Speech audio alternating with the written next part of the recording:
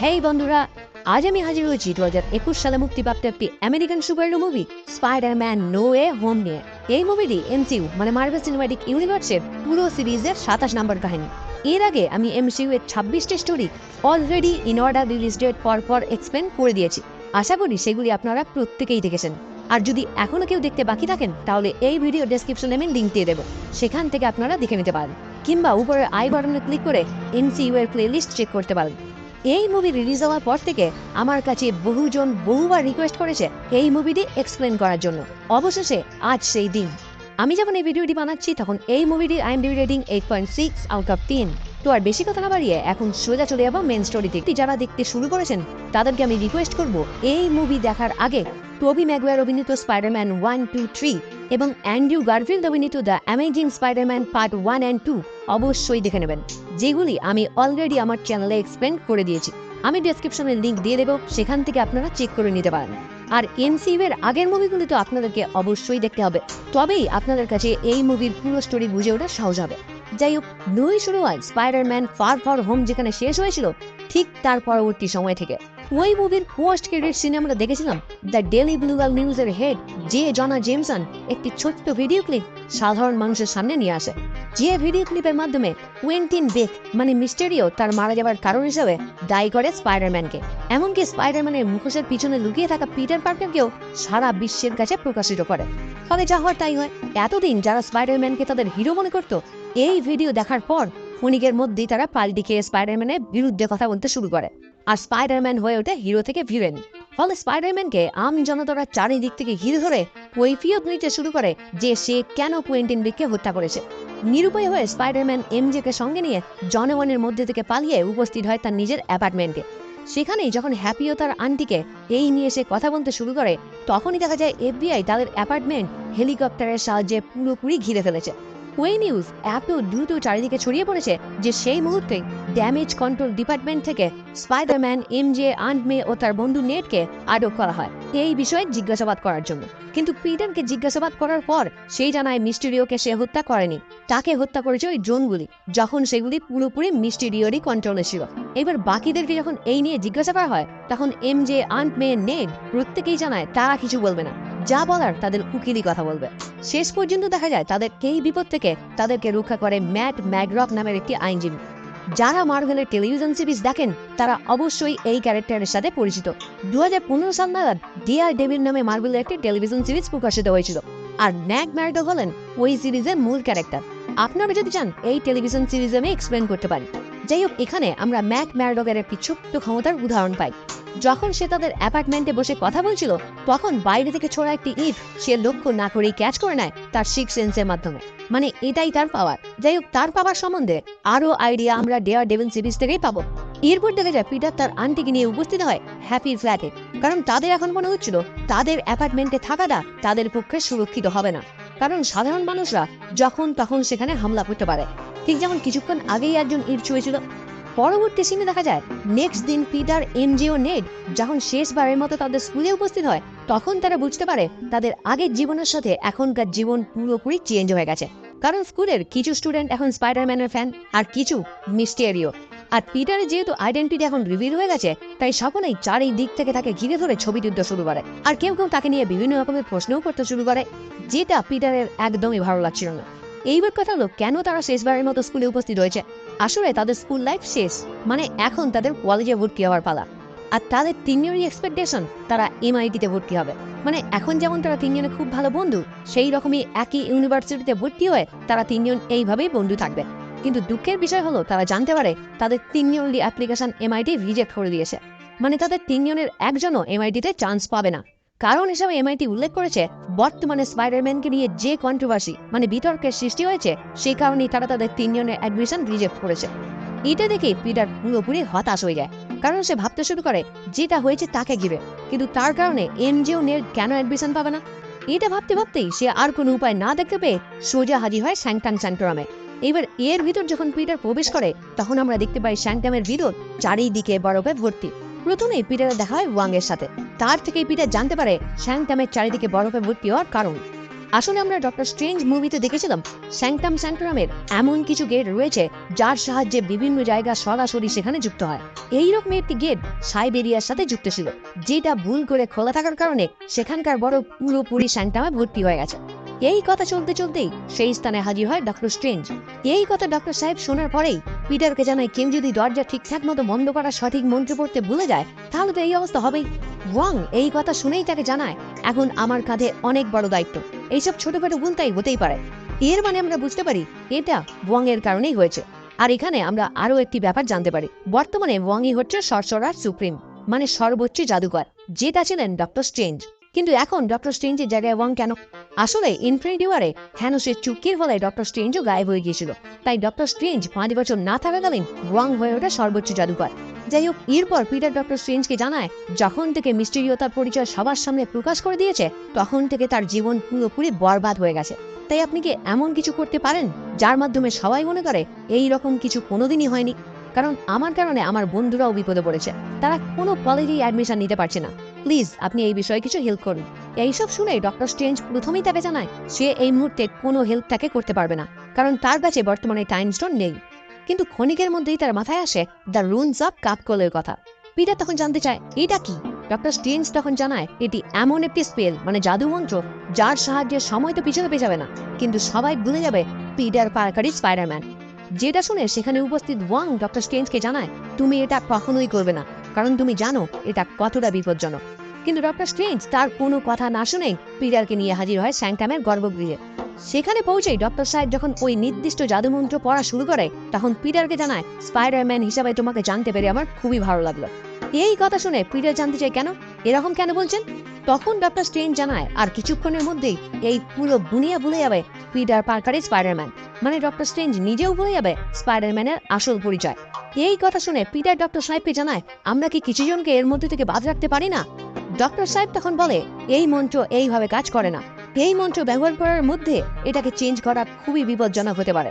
কিন্তু পিটার যখন জানায় তার গার্লফ্রেন্ড তাকে ভুলে যাবে এইটা সে কিছুতেই চায় না, তখন ডক্টর স্ট্রেঞ্জ এক প্রকার বাধ্য হয়েই তার মন্ত্র কিছুটা চেঞ্জ করে যাতে এমজে পিটারের পরিচয় না ভুলে। কিন্তু এরপরেও পিটার এক এক করে তার বন্ধু নেড, আন্ট মে ও হ্যাপি এদেরকেও ওই মন্ত্র থেকে বাদ দিতে বলায় ডক্টর স্ট্রেঞ্জ ওই মন্ত্র ব্যবহার করাকালীন অস্থির হয়ে ওঠে, ফলে ওই মন্ত্র তার আয়ত্তের বাইরে চলে যেতে শুরু করে। এইবার ডক্টর স্ট্রেঞ্জ আর কোনো উপায় না দেখে ওই মন্ত্র কমপ্লিট না করেই ওই মন্ত্রটিকে একটি ক্রিস্টালের মধ্যে বন্দি করে দেয়। পিটার এটা দেখে তার কাছে জানতে চায় এখন সবাই ভুলে গেছে তো আমার পরিচয়? ডক্টর স্ট্রেঞ্জ তখন রেগে গিয়ে তাকে জানায় তুমি এই মন্ত্র পড়ার টাইমে আমাকে বারবার চেঞ্জ করিয়েছো, যেটা তোমার একদমই করা উচিত হয়নি। আমি তোমাকে আগেই এটা বারণ করেছিলাম, কিন্তু তুমি ঠিক সেটাই করলে, আর এর ফলে ওই মন্ত্র থেকে আমার নিয়ন্ত্রণ পুরোপুরি হারিয়ে গিয়েছিল, তাই এটাকে বাধ্য হয়েই বন্ধ করতে হলো, না হলে তুমি ভাবতেও পারবে না এটার জন্য কত বড় ক্ষতি হতো। তখন ডক্টর স্ট্রেঞ্জ তাকে বোঝায় তুমি যতদিন তোমার এই দুটো পরিচয় জীবন কাটাবে ততদিন তুমি বারবার এইরকম প্রবলেমে পড়বে, এইটা থেকে মুক্তি পাওয়ার উপায় নেই। এখন তুমি মুক্তি পেলেও ভবিষ্যতে আবার ওই একই রকম প্রবলেমে পড়তে পারো।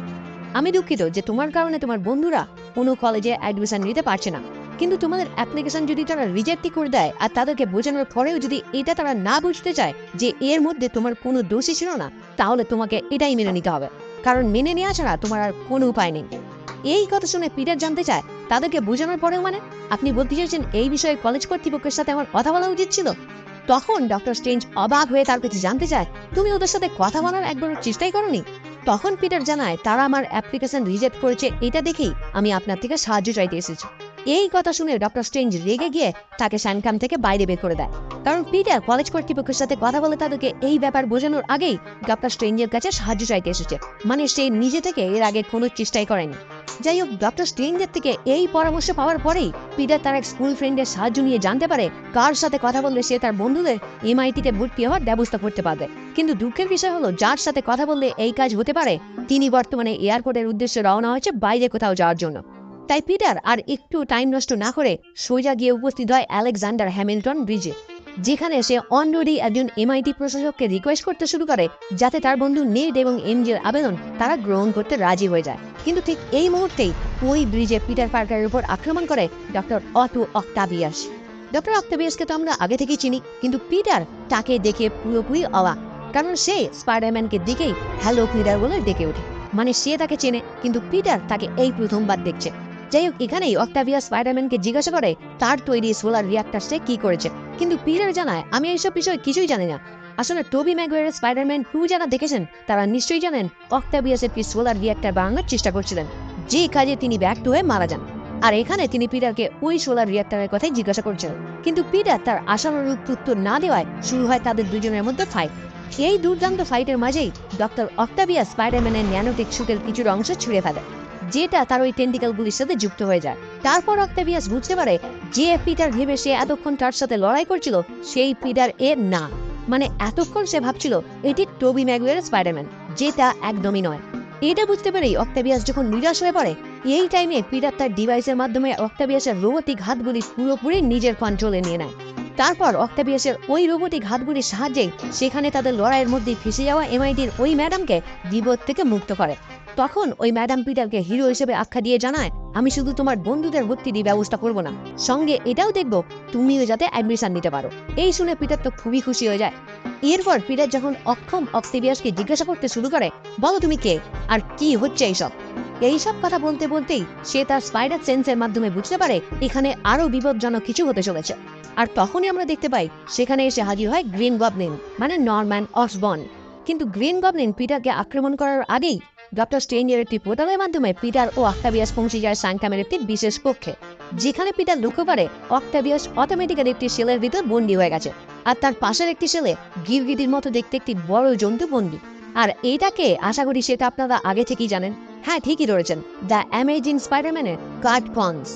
এইবার এখানেই ডক্টর স্ট্রেঞ্জ পিটারকে একটি অবাক করার মতো তথ্য জানায়। সে বলে যে মঞ্চের মাধ্যমে আমি সবাইকে ভুলিয়ে দিতে চেয়েছিলাম পিটার পার্কার স্পাইডারম্যান, ওই মঞ্চে কিছু ভুল হওয়ার ফলে বিভিন্ন ইউনিভার্স থেকে সেই সকল মানুষ এই ইউনিভার্সে আসতে শুরু করেছে যারা জানে পিটার পার্কার স্পাইডারম্যান, মানে তারা করতে গিয়েছিল এক, হয়ে গেছে আর এক। কিন্তু পিটার মাল্টিভার্সের কথা শুনে ডক্টর স্ট্রেঞ্জকে জিজ্ঞাসা করে মাল্টিভার্স কি সত্যি বাস্তবে আছে? ডক্টর স্ট্রেঞ্জ জবাবে তাকে জানায় সত্যি বলতে কি মাল্টিভার্স এমনই এক থিওরি যেটা সম্পর্কে সে নিজেও খুব কম জানে। পিটার জানায় আমি তো আরো একজনকে মনে হয় দেখেছি ওই ব্রিজে। ডক্টর স্ট্রেঞ্জ তখন বলে যা হোক করেই হোক যতজন এই ইউনিভার্সে এন্ট্রি নিয়েছে তাদের প্রত্যেককেই যে যার ইউনিভার্সে ফেরত পাঠাতে হবে, তাই তুমি যত তাড়াতাড়ি সম্ভব তাদেরকে ধরে এখানে নিয়ে আসো, আর আমি ততক্ষণ ব্যবস্থা করছি এদেরকে কিভাবে তাদের নিজেদের ইউনিভার্সে ফেরত পাঠানো যায়। এই বলে সে পিটার পার্কারের হাতে থাকা ওয়েব শুটার ডিভাইস নিয়ে তার মধ্যে একটি ম্যাজিক্যাল পাওয়ার স্থাপন করে দেয়, যার মাধ্যমে পিটার খুব সহজেই অন্য ইউনিভার্স থেকে আসা ব্যক্তিদের বন্দি করতে পারবে। মানে ওই ম্যাজিক্যাল ওয়েব শুটার দিয়ে সে যাদেরকে আক্রমণ করবে তারা অটোমেটিক্যালি এই রুমে থাকা ওই সেলগুলোকে বন্দি হয়ে যাবে। এরপর দেখা যায় পিটার এনজি ও তার বন্ধু নেটকে স্যাংটামে ডেকে পাঠায় তাদের সাহায্য নিয়ে বাকিদেরকে ধরার জন্য। নেট এখানে উপস্থিত হয়ে তার ল্যাপটপের মাধ্যমে কিছু নিউজ দেখে জানায় একটি নির্দিষ্ট স্থানে কিছু মানুষরা একটি মনস্টারকে হাওয়ায় উঠতে দেখেছে। ফলে পিটার বুঝে যায় এটা সে ব্রিজে যাকে দেখেছিল সেই হতে পারে, তাই পিটার সেখান থেকেই তাকে বন্দি করবে বলে মনস্থির করে। এই টাইমে ওই রুমে বন্দি থাকা অক্টাভিয়াস জানায় এইটা কখনোই হতে পারে না, কারণ ব্রিজে আমরা যাকে দেখেছিলাম নরম্যান অসবর্ন সে অনেক দিন আগেই মারা গেছে। তাহলে হয় আমরা ভুল কাউকে দেখেছি, আর না হয় তুমি কোনো অন্ধকার নরকে যাচ্ছ কোনো এক ভূতের সাথে লড়াই করতে। কিন্তু পিটার তার এইসব কথা না শুনেই বেরিয়ে পড়ে সেই লোকেশনের উদ্দেশ্যে। এখানে আমরা পিটারকে একটি কালো স্যুট পরা অবস্থায় দেখতে পাই। স্বাভাবিকভাবে প্রশ্ন আসতেই পারে এই স্যুট তো স্পাইডারম্যানের না, তাহলে এখানে সে এই স্যুট কোথা থেকে পেল? আসলে স্পাইডারম্যান মিস্টেরিওকে খুন করেছে এই নিউজ প্রকাশিত হওয়ার পরেই সাধারণ মানুষরা যখন তাকে ভিলেন হিসেবে দেখতে শুরু করেছিল, তখন কোনো একজন ব্যক্তি মানে মিস্টেরিও শুভাকাঙ্ক্ষী তার ওই ড্রেসের উপরে অন্য কালা ফেলে দিয়েছিল, যেটা অনেক ধোয়ার পরেও না ওঠায় ওই ড্রেসটি সে উল্টো করে পড়েছে, যে কারণেই তার কালার এইরকম কালো, মানে এটা তার ওই আগেরই স্যুট। যাই হোক, এই স্যুট পরে পিটার যখন ওই নির্দিষ্ট স্থানে গিয়ে উপস্থিত হয় তখনই তার উপর আক্রমণ করে ইলেকট্রিক মানে ম্যাক্স ডিলন, যাকে আমরা দ্য অ্যামেজিং স্পাইডারম্যান পার্ট 2-তে ভিলেন হিসাবে দেখে এসেছি। এখানে একটি দুর্ধর্ষ লড়াইয়ের পর স্পাইডারম্যান যখন তার সাথে পেরে উঠছে না, তখনই তাকে সাহায্য করার জন্য ইলেকট্রিক স্পাইডারম্যানের মাঝে বাধা হয়ে দাঁড়ায় স্যান্ডম্যান মানে ফ্লিন্ট মার্কো, যাকে আমরা স্পাইডারম্যান 3 মুভিতে দেখে এসেছি। যেহেতু আমরা সেখানে দেখেছিলাম স্যান্ডম্যান ভালো হয়ে গেছে, তাই এখানেও সে স্পাইডারম্যানকে সাহায্য করার জন্য এগিয়ে আসে। এইবার স্যান্ডম্যানের সাহায্য নিয়ে পিটার খুব সহজেই ইলেকট্রিকে তার ওই ম্যাজিক্যাল ওয়েব শুটারের মাধ্যমে পাঠিয়ে দেয় স্যাংটামের হোল্ডিং সেল, যেটা দেখে স্যান্ডম্যান ভাবতে শুরু করে পিটার হয়তো তাকে এখানেই মেরে ফেললো, তাই সে রেগে গিয়ে পিটারের উপর চিৎকার করতে শুরু করে। তখন পিটার তাকেও ওই ওয়েব শুটারের মাধ্যমে বন্দি করে দেয়। অন্যদিকে দেখা যায় নরম্যান অনেক কষ্টে গ্রিন গবলিন ব্যক্তিত্ব থেকে মুক্ত হয়ে নিজের নিয়ন্ত্রণ ফিরে পায়।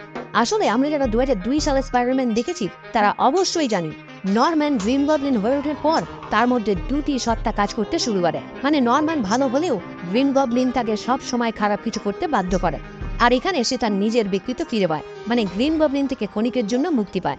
আর তারপরেই সোজা উপস্থিত হয় পিটার পার্কারের আন্টি আন্ট মেয়ের কাছে। সেখানে পৌঁছে আন্ট মেয়েকে বোঝাতে শুরু করে মাঝে মাঝেই আমার মধ্যে দ্বিতীয় সত্তা ভর করে, আর তখন আমি কি করি সেটা আমি নিজেই জানি না, তাই আমি স্পাইডারম্যানের থেকে সাহায্য চাই। এখানে আপনাদের মনে প্রশ্ন আসতেই পারে, আন্ট মেয়ের কাছে সে কিভাবে পৌঁছলো। আসলে এখন স্পাইডারম্যানের পরিচয় সবার সামনে মুক্ত, তাই টিভি নিউজ দেখেই সে খুব সহজেই স্পাইডারম্যানের আন্টির কাছে পৌঁছে গেছে।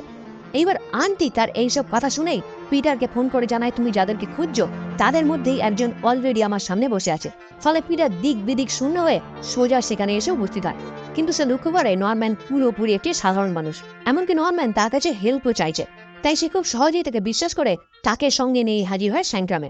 সেখানে যখন পিটার তার বন্ধু নেড ও এমজের সাথে তার পরিচয় করিয়ে দেয়, তখন নরম্যান এমজেকে মেরি জেন বলে সম্বোধন করে, যেমনটা তার ইউনিভার্সে ছিল। কিন্তু এমজে তাকে জানায়, আমার নাম অ্যাকচুয়ালি মিচেল জোন্স। এরপর নরম্যান যখনই অক্টাভিয়াসের সামনে গিয়ে হাজির হয়, তখন অক্টাভিয়াস তাকে দেখে জানায় এটা হতেই পারে না, কারণ নরম্যান স্পাইডারম্যানের সাথে লড়াই করতে গিয়ে অনেক দিন আগেই মারা গেছে। এই কথা শুনে পিটার জানায়, এটা কিভাবে সম্ভব? এই তো মিস্টার নরম্যান এখানে দাঁড়িয়ে আছে।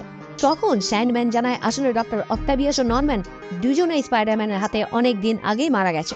আর আমরা দর্শকরা তো সকলেই জানি যে এরা অনেকেই স্পাইডারম্যানের হাতে অনেক দিন আগেই মারা গেছে। তাহলে এখানে তারা কিভাবে আসলো? যেই মুহূর্তে তারা স্পাইডারম্যানের হাতে মারা যাওয়ার কথা, ঠিক তার আগেই তারা নিজেদের ইউনিভার্স থেকে টেলিপোর্ট হয়ে এই ইউনিভার্সে চলে আসে। এর মানে এরা যদি আবারও তাদের নিজেদের ইউনিভার্সে ফিরে যায়, তাহলে তাদের ভাগ্যে যা লেখা আছে তাই হবে, মানে তারা প্রত্যেকেই স্পাইডারম্যানের হাতে মারা যাবে।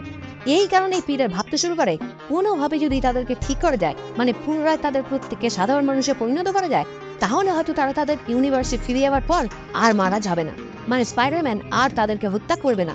কিন্তু এই টাইমে ডক্টর স্ট্রেঞ্জ সেখানে হাজির হয় দ্য ম্যাচিনারি ক্যাডাভাস নামক একটি বক্স হাতে নিয়ে। আর পিটারকে দেখে জানায়, ওই মন্ত্র আমি যে ক্রিস্টালে বন্দি করে রেখেছিলাম সেটা এর মধ্যেই আছে, আর এই বক্সের মাধ্যমেই এদেরকে পুনরায় তাদের নিজেদের ইউনিভার্সে পাঠানো সম্ভব।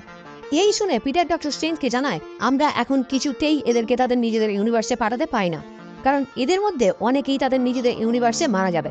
কিন্তু এই কথা শুনে ডক্টর স্ট্রেঞ্জ জানায়, আমাদের ভাগ্যে যেটা আছে সেটা আমরা কখনোই চেঞ্জ করতে পারি না। পিটার তখন বলে, আমরা চেষ্টা করে তো একবার দেখতেই পারি। কিন্তু ডক্টর স্ট্রেঞ্জ পিটারকে সরি বলে ওই বক্সের সাহায্যে তাদেরকে পুনরায় নিজেদের জায়গায় পাঠানোর ব্যবস্থা করে। ঠিক তখনই পিটার ডক্টর স্ট্রেঞ্জের হাত থেকে ওই বক্স নিয়ে সেখান থেকে পালিয়ে যায়।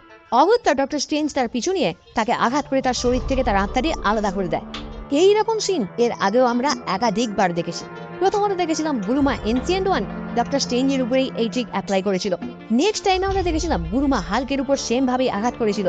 কিন্তু এখন ডক্টর স্ট্রেঞ্জ ওই একই ট্রিক স্পাইডারম্যানের উপর অ্যাপ্লাই করে তার থেকে যখন ওই বক্সটি নিয়ে নেওয়ার চেষ্টা করে, তখন ডক্টর স্ট্রেঞ্জ নিজেও অবাক হয়ে যায়, কারণ স্পাইডারম্যানের শরীর থেকে তার আত্মা আলাদা হয়ে গেলেও তার শরীর ওই বক্সটির নিচে তাকে বাধা দিচ্ছিল। এই টাইমের মধ্যে পিটারের আত্মা পুনরায় তার শরীরের মধ্যে প্রবেশ করে ওই বক্স নিয়ে আবারও পালিয়ে যেতে শুরু করে। তখন ডক্টর স্ট্রেঞ্জ বাধ্য হয়ে পিটারকে নিয়ে যায় তার মিরর ডাইমেনশনে। এবার মিরর ডাইমেনশন কি, এটা জানার জন্য আপনাদেরকে অবশ্যই ডক্টর স্ট্রেঞ্জ দেখতে হবে। যাই হোক, এখানে ডক্টর স্ট্রেঞ্জ ও স্পাইডারম্যানের মধ্যে একটি দুর্ধর্ষ ফাইটিং সিকোয়েন্স আমরা দেখতে পাই, যেটা আমার মতে থিয়েটার ছাড়া ফিল করা একদমই অসম্ভব। যাই হোক, অবশেষে দেখা যায় স্পাইডারম্যান অনেক কষ্টে ডক্টর স্ট্রেঞ্জকেই তার ওই মিরর ডাইমেনশনে বন্দি করে তার হাতে থাকা স্লিং রিং ও ওই বক্স নিয়ে পুনরায় স্যাংটামে ফিরে আসে। আর তারপর প্রত্যেকটি ভিলেনকে সে তার সঙ্গে নিয়ে হাজির হয় হ্যাপি হোগানের ফ্ল্যাটে। সেখানে পৌঁছে মিস্টার স্টার্কের আধুনিক টেকনোলজির সাহায্যে পিটার চেষ্টা করতে শুরু করে তাদের প্রত্যেককে কিভাবে সারিয়ে তোলা যায়। এই কাজে ডক্টর নরম্যানও তাকে সাহায্য করতে শুরু করে। সর্বপ্রথম পিটার অটো অক্টাভিয়াসকে সফলভাবে নিরাময় করে। মানে আমরা তো জানি অক্টাভিয়াসের ওই রোবোটিক হাতগুলি তাকে এতদিন চালনা করছিল, আর সেটা হচ্ছিল তার গলার পিছনে থাকে একটি চিপ খারাপ হয়ে যাওয়ার কারণে। কিন্তু এখন পিটার নতুন একটি চিপ প্রতিস্থাপন করার ফলে সে পুনরায় তার নিয়ন্ত্রণ ফিরে পায়। মানে এখন থেকে সে নিজে তার ওই রোবোটিক হাতগুলিকে চালনা করবে। এরপর ইলেকট্রোর বুকে এমন একটি ডিভাইস লাগিয়ে দেয় যার মাধ্যমে সে ইলেকট্রোম্যান থেকে পুরোপুরি একটি সাধারণ মানুষে রূপান্তরিত হবে। আর তারপর পিটার যখনই নরম্যানকে নিরাময় করার জন্য তৈরি হয়, তখনই সে তার স্পাইডার সেন্সের মাধ্যমে বুঝতে পারে এখানে খারাপ কিছু হতে চলেছে।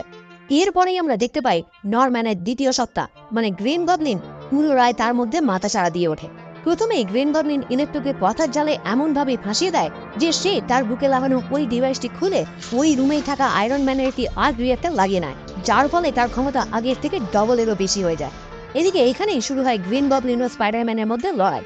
এই লড়াইয়ের মাঝেই আন্ট মে গ্রিন গবলিনের ছোড়া একটি পামকিন বোমের সাহায্যে গুরুতরভাবে আহত হয়ে সেখানেই মারা যায়। কিন্তু মারা যাওয়ার আগে তিনি পিটারকে সেই ডায়লগ দিয়ে যান, যেটা আমরা স্পাইডারম্যান ও অ্যামেজিং স্পাইডারম্যান দুটি মুভিতেই শুনে এসেছি, the great power comes with great responsibility, মানে মহান শক্তি আসে মহান দায়িত্ব নিয়ে। আসলে এই কথা বলার কারণ পিটার তার আন্টিকে এই অবস্থায় দেখে সে নিজেকেই দায়ী করতে শুরু করে আর জানায় সেই যদি ডক্টর স্ট্রেঞ্জের কথা শুনে তাদের প্রত্যেককে নিজেদের ইউনিভার্সে ফেরত পাঠিয়ে দিত তাহলে হয়তো তার আন্টি এইভাবে মারা যেত না। এই কথার বদলেই তার আন্টি তাকে এই ডায়লগ দিয়ে জানায়, তুমি ওদেরকে ভালো করার দায়িত্ব নিয়ে একদম ঠিক করেছো। অন্যদিকে দেখা যায় নেড ও এমজে এই নিউজ টিভিতে দেখে পুরোপুরি উদাস হয়ে পড়ে আর ডিসিশন নেয় তাদের কাছে থাকা ওই বক্স ইউজ করে তারা প্রত্যেকটি ভিলেনকে পুনরায় তাদের নিজের ইউনিভার্সে পাঠিয়ে দেবে। আসলে পিটার যখন ডক্টর স্ট্রেঞ্জকে মিরর ডাইমেনশনে আটকে ওই বক্স নিয়ে ফিরে এসেছিল তখনই সে ওই বক্স নেড ও এমজেকে দিয়ে জানায় এটা তাদের কাছেই রাখতে, আর যদি সে কোনো বিপদে পড়ে তাহলে ওই বক্স ইউজ করে তারা যেন তাদেরকে তাদের ইউনিভার্সে পাঠিয়ে দেয়। কিন্তু এই টাইমে তারা যখন ভাবছে ওই বক্স ব্যবহার করে এই কাজ তারা করবে তখন নেড হাত নেড়ে নেড়ে কথা বলার টাইমে লক্ষ্য করে তাদের সামনে একটি পোর্টাল ওপেন হওয়ার মতো কিছু তৈরি হচ্ছে। আসলে ডক্টর স্ট্রেঞ্জের স্লিং রিং পিটার পার্কার যে কেড়ে নিয়েছিল সেটা সে নেডের কাছে রেখে গিয়েছিল, আর এই টাইমে নেড সেটা তার হাতে পড়ে থাকার কারণে এই পোর্টাল ওপেন হতে শুরু করে, যেটা দেখে এমজে তাকে বলে তুমি চেষ্টা করো ওই পোর্টাল ওপেন করে পিটারকে ডাকার। তখন নেডও তার হাত ঘুরিয়ে পিটারের নাম বলে পোর্টাল ওপেন করার চেষ্টা করে আর অপ্রত্যাশিতভাবে পোর্টাল ওপেন হয়ে তার মধ্যে থেকে বেরিয়ে আসে স্পাইডারম্যান। কিন্তু তারা সহ আমরা দর্শকরা সকলেই চমকে উঠি যখন দেখতে পাই এটি আসলে মার্ভেল সিনেম্যাটিক ইউনিভার্সের স্পাইডারম্যান না, এটি দ্য অ্যামেজিং স্পাইডারম্যানের স্পাইডারম্যান অ্যান্ড্রু গারফিল্ড। এটা দেখে তারা দুজন অবাক হয়ে যায় আর ভাবতে শুরু করে এটা কিভাবে সম্ভব। কিন্তু পরক্ষণেই তারা যখন বুঝতে পারে এটা অন্য কোনো ইউনিভার্সের স্পাইডারম্যান ঠিক ওই ভিলেনগুলির মতোই এখানে চলে এসেছে, তখন নেড দ্বিতীয়বারের মতো চেষ্টা করতে শুরু করে পোর্টাল ওপেন করে পিটারকে খুঁজে বের করে আনার। কিন্তু দ্বিতীয়বারে আমাদের সামনে এসে হাজির হয় টোবি ম্যাগুয়ারের স্পাইডারম্যান। এই সিন আমার কাছে নস্টালজিয়া বস, কারণ আমার সব থেকে ফেভারিট টোবি ম্যাগুয়ারের স্পাইডারম্যান। এই তিনজনের মধ্যে আপনাদের সব থেকে ফেভারিট কে সেটা অবশ্যই আমাকে কমেন্ট করে জানাবেন। যাই হোক, এই দুটি স্পাইডারম্যান এখানে আসার পরেই জানায় গতকাল থেকেই তারা তাদের নিজেদের ইউনিভার্স থেকে এই ইউনিভার্সে চলে এসেছে আর তারপর থেকে তারা এখানেই আছে। এরপর টোবি ম্যাগুয়ার স্পাইডারম্যান নেড ও এমজেকে বলে সে কাল থেকেই তাদের বন্ধুকে খুঁজছে কারণ সে বুঝতে পেরেছে এখন তার সাহায্যের দরকার। উত্তরে এমজে তাকে জানায় অবশ্যই তার এখন সাহায্যের দরকার, কিন্তু সে কোথায় আছে সেটা তারা কেউ জানে না। আবারও টোবি তাদেরকে বলে এমন কোনো জায়গা নিশ্চয়ই থাকবে যে তার মন খারাপ বলেই সর্বপ্রথম সে সেখানে গিয়ে উপস্থিত হয়, যেমন আমার একটি জায়গা ছিল ক্রাইসলার বিল্ডিং। অ্যামেজিং স্পাইডারম্যান তখন জানায় হ্যাঁ আমারও যেমন ছিল এম্পায়ার স্টেট। তখন এমনি জানায় হ্যাঁ হয়তো আমি জানি সেই রকম একটি জায়গার কথা।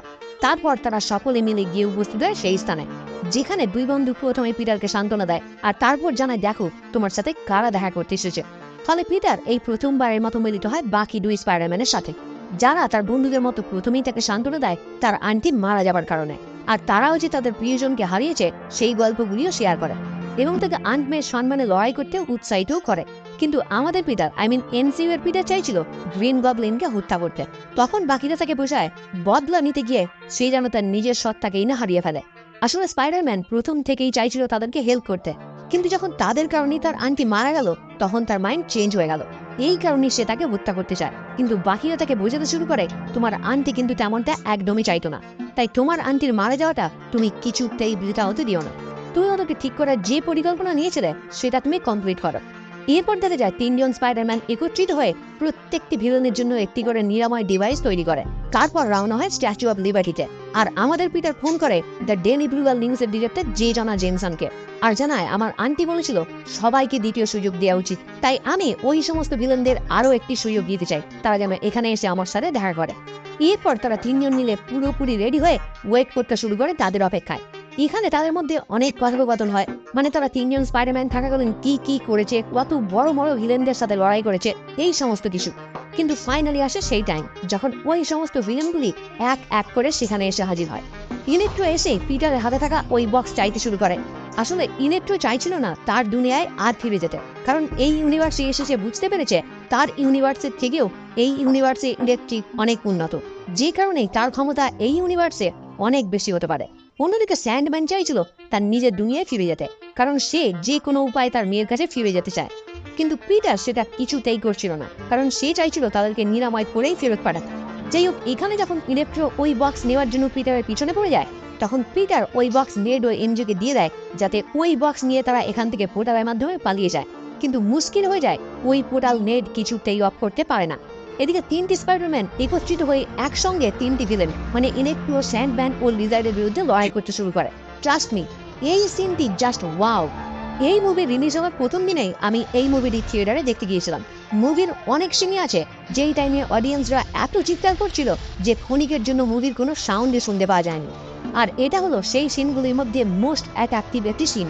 আমি আপনাদের বারবার বলি, ফাইট সিন মুখে বলে এক্সপ্লেন করা কখনোই সম্ভব না। এর জন্য আপনাদেরকে পুরো মুভি অবশ্যই দেখতে হবে। যাই হোক, প্রথমেই আমরা দেখতে পাই টোবি ম্যাগুয়ারের স্পাইডারম্যান তাদের তৈরি একটি ডিভাইসের মাধ্যমে প্রথমেই স্যান্ডম্যানকে নর্মাল মানুষে পরিণত করে। এদিকে এখনো নেড ওই পোর্টাল বন্ধ করতে না পারায় লিজার্ড তাদের উপর আক্রমণ করে, যেটা দেখে আমাদের পিটার তাদেরকে কোনো রকমের তার হাত থেকে মুক্ত করে লিজার্ডের উপর তাদের তৈরি ফর্মুলা ইনজেক্ট করে, যার ফলে সঙ্গে সঙ্গে লিজার্ড নিরাময় হয়ে কার্ড কনসে পরিণত হয়। অন্যদিকে বাকি দুই স্পাইডারম্যান ইলেকট্রোর সাথে লড়াই করছিল তাকে নর্মাল অবস্থায় ফিরিয়ে আনার জন্য। কিন্তু এখন যেহেতু ইলেকট্রো আর্ক রিঅ্যাক্টর ইউজ করছে, তাই তার ক্ষমতা আগের থেকে অনেক বেশি। এই কারণেই তারা দুজন তার সাথে কিছুতেই পেরে উঠতে পারছিল না। ঠিক এই টাইমে ডক্টর অটো অক্টাভিয়াস সেখানে উপস্থিত হয়ে ইলেকট্রোর বুকে লেগে থাকা ওই আর্ক রিঅ্যাক্টর খুলে সেই ডিভাইসটি লাগিয়ে দেয়, যার ফলে ইলেকট্রো একজন সাধারণ মানুষের রূপান্তরিত হয়। এদিকে নেড ও এমজে আবারও চেষ্টা করে পোর্টাল ওপেন করে ওই বক্স নিয়ে সেখান থেকে পালিয়ে যাওয়া, কিন্তু এইবার যখনই তারা পোর্টাল ওপেন করে তার মধ্যে থেকে বেরিয়ে আসে ডক্টর স্ট্রেঞ্জ। ডক্টর সাহেব এখানে এসেই তাদের হাত থেকে ওই বক্সটি কেড়ে নেয়, কিন্তু যখনই সে লক্ষ্য করে পিটার তার কথা অনুযায়ী সবাইকে নিরাময় করছে, তখন সে ওই বক্সটি আর ব্যবহার করে না। সবকিছু যখন তাদের পুরো প্ল্যান মতো চলছিল, ঠিক তখনই গ্রিন গবলিন সেখানে উপস্থিত হয়ে ডক্টর স্ট্রেঞ্জের হাতে থাকা ওই বক্স একটি পাম্পকিন বোমের সাহায্যে ব্লাস্ট করিয়ে দেয়, যার ফলে ওই মন্ত্র পুনরায় ক্রিস্টাল থেকে উন্মুক্ত হয়ে যায়। আর আবারও সমস্ত ইউনিভার্স থেকে সেই সকল মানুষরা আসতে শুরু করে যারা জানে পিটার পার্কারের স্পাইডারম্যান। ডক্টর স্ট্রেঞ্জ এটা দেখেই তার ক্ষমতার সাহায্যের সঙ্গে সঙ্গেই ওই মন্ত্র কন্ট্রোল করার চেষ্টা করে। এদিকে ওই ব্লাস্ট হওয়ার ফলে এমজি ও নেড উপর থেকে পড়ে যেতে শুরু করে, যেটা থেকে আমাদের পিটার এমজিকে বাঁচাতে গেলে গবলিন থেকে বাধা দেয়, কিন্তু শেষমেশ দ্য অ্যামেজিং স্পাইডারম্যান এমজেকে ভাসিয়ে নেয়। আর তারপর সে কিছুটা ইমোশনাল হয়ে পড়ে, কারণ ঠিক এইভাবেই তার গার্লফ্রেন্ড উপর থেকে পড়ে মারা গিয়েছিল, যাকে সে বাঁচাতে ব্যর্থ হয়েছিল। আর নেডকে উপর থেকে পড়ে যাওয়া থেকে বাঁচিয়ে নেয় ডক্টর স্ট্রেঞ্জের ক্লক অফ লেভিটেশন। অন্যদিকে পিটার গ্রিন গবলিনের এই কাজে ক্ষুব্ধ হয়ে গবলিনের সাথে মারামারি করতে শুরু করে এবং শেষ পর্যায়ে আন্টম্যানের মৃত্যুর প্রতিশোধ নিতে গবলিনের ওই গ্লাইডারের সাহায্যেই তাকে হত্যা করতে যায়, কিন্তু গবলিনের ইউনিভার্স থেকে আসা পিটার তাকে থামিয়ে দেয়। এই সুযোগ নিয়ে গবলিন ছুরির সাহায্যে ওই পিটারকে আঘাত করে, আর তারপর আমাদের পিটারকে তার কথার জালে ফাঁসিয়ে উদ্দীপ্ত করতে শুরু করে যাতে পিটার তার সাথে পুনরায় লড়াই করে। কিন্তু এই টাইমে অ্যামেজিং স্পাইডারম্যানের পিটার গবলিনের জন্য তৈরি ইঞ্জেকশন তাকে ছুঁয়ে দেওয়ায় সেটা নিয়ে আমাদের পিটার গবলিনকে ইনজেক্ট করে, যার ফলে গবলিন তার দ্বিতীয় সপ্তাহ থেকে পুরোপুরিভাবে মুক্তি পায়। এই টাইমে ডক্টর স্ট্রেঞ্জ পিটারকে জানায় সে কিছুতেই আর তাদেরকে আটকাতে পারছে না। ওই মন্ত্র মুক্ত হওয়ার ফলে অন্য ইউনিভার্স থেকে সেই সমস্ত ব্যক্তিরা আসতে শুরু করেছে যারা জানে পিটার পার্কারের স্পাইডারম্যান। এরপর পিটার বুঝতে পারে যে মাল্টিভার্সকে রক্ষা করার একমাত্র উপায় হলো প্রত্যেকের স্মৃতি থেকে নিজেকে মুছে ফেলা, মানে একদম প্রথম টাইমে ডক্টর স্ট্রেঞ্জ যেটা করতে চেয়েছিল, সকলেই ভুলে যাবে পিটার পার্কারের আসল পরিচয়। ফলে এক প্রকার নিরুপায় হয়েই পিটার ডক্টর স্ট্রেঞ্জকে অনুরোধ করে সে যেন ওটাই করে, সবার মাইন্ড থেকে তার পরিচয় আউট করে দেয়, তাহলে তার অন্য কোনো ইউনিভার্স থেকে এখানে কেউ আসবে না। ফলে ডক্টর স্ট্রেঞ্জ আবারও লেগে পড়ে সেই কাজে, আর পিটার শেষবারের মতো বাকি দুই পিটারের সাথে দেখা করে তাদেরকে জড়িয়ে ধরে আর এক লাস্ট পৌঁছায় এমজে ও নেডের কাছে, কারণ তাদেরকে তো জানাতেই হবে যে তারা আর কিছুক্ষণের মধ্যেই পিটারের পরিচয় পুরোপুরিভাবে ভুলে যাবে, মানে তারা যে পিটার বলে কাউকে চিনত এটা আর তাদের কোনোদিনই মনে থাকবে না। কিন্তু পিটার তাদেরকে প্রতিশ্রুতি দেয় সে নিজে থেকে তাদেরকে খুঁজে বের করে তাদের সাথে পরিচয় করবে। এদিকে ডক্টর স্ট্রেঞ্জ এতক্ষণে তার নতুন মন্ত্র নিক্ষেপ করার ফলে অন্য ইউনিভার্স থেকে আসা প্রত্যেকেই, মানে দুটি স্পাইডারম্যান ও তাদের ভিলেনরা যে যার নিজেদের ইউনিভার্সে ফিরে যায়। এইবার যখন সবাই পিটারের অস্তিত্ব ভুলে যায়, তখন পিটার নিজে থেকেই এমজে ও নেডের সাথে পরিচয় করার জন্য হাজির হয় তাদের কাছে, কিন্তু শেষমেশ সে তাদের কাছে তার নিজের পরিচয় দিতে অক্ষম হয়। পরবর্তী সিনে দেখা যায় পিটার উপস্থিত হয়েছে তার আন্টির সমাধিস্থলে, যেখানে তার সাথে দেখা হয় হ্যাপি হোগানের। আর এখানেও আমরা দেখতে পাই হ্যাপি বর্তমানে পিটারকে চেনেই না। লাস্ট সিনে দেখা যায় পিটার পুনরায় তার স্পাইডারম্যান স্যুট পরে বেরিয়ে পড়ে নিজের কাজে। মিড ক্রেডিট সিনে দেখা যায় অন্য ইউনিভার্স থেকে হাজির হওয়া এডি ব্রক ও তার সহচর সঙ্গী ভেনম একটি বারে বসে বারটেন্ডারের সাথে এই ইউনিভার্সের সুপারহিরো ও ব্লিপ সম্বন্ধে কথা বলছে। ঠিক এই টাইমে ডক্টর স্ট্রেঞ্জের ওই মঞ্চের ফলেই তারা দুজন পুনরায় তাদের নিজেদের ইউনিভার্সে ফিরে যায়, কিন্তু অবাক করার মতো বিষয় হলো তাদের অজান্তেই ওই কাউন্টারের সিম্বিয়টের একটি অংশ রেখে যায়, মানে পরবর্তী টাইমে ভেনম ও এমসিইউতে এন্ট্রি নিতে চলেছে। পোস্ট ক্রেডিট সিনে আমরা দেখতে পাই Doctor Strange in the Multiverse of Madness মুভির প্রথম ট্রেলার, যেটা আমি অলরেডি এক্সপ্লেন করে দিয়েছি। যদি এখনো কেউ দেখতে বাকি থাকেন তাহলে অবশ্যই দেখে নেবেন। জানি ভিডিওটি একটু বড় হয়ে গেল, তাও অনেক ছোটখাটো স্টোরি বাদ দিয়ে এই টাইমিং এ ভিডিওটি কমপ্লিট করতে পেরেছি। যারা এখন দূর পর্যন্ত ভিডিওটি দেখছেন তাদেরকে অসংখ্য ধন্যবাদ। যদি কিছু ভুল হয়ে থাকে অবশ্যই ক্ষমা করে দেবেন, আর ভুলটা কি সেটা কমেন্টে মেনশন করে দেবেন। তো কেমন লাগবে বন্ধুরা আজকে ভিডিও? যদি ভালো লাগে তাহলে অবশ্যই লাইক করো, কমেন্ট করো, শেয়ার করো, আর এইরকম ভিডিও আরো দেখার জন্য চ্যানেলটি অবশ্যই সাবস্ক্রাইব করে বেল আইকনটি ক্লিক করে দিও। তো আজকের মতো এই পর্যন্তই, দেখা হচ্ছে পরের ভিডিও নিয়ে। আর ততক্ষণের জন্য বাই।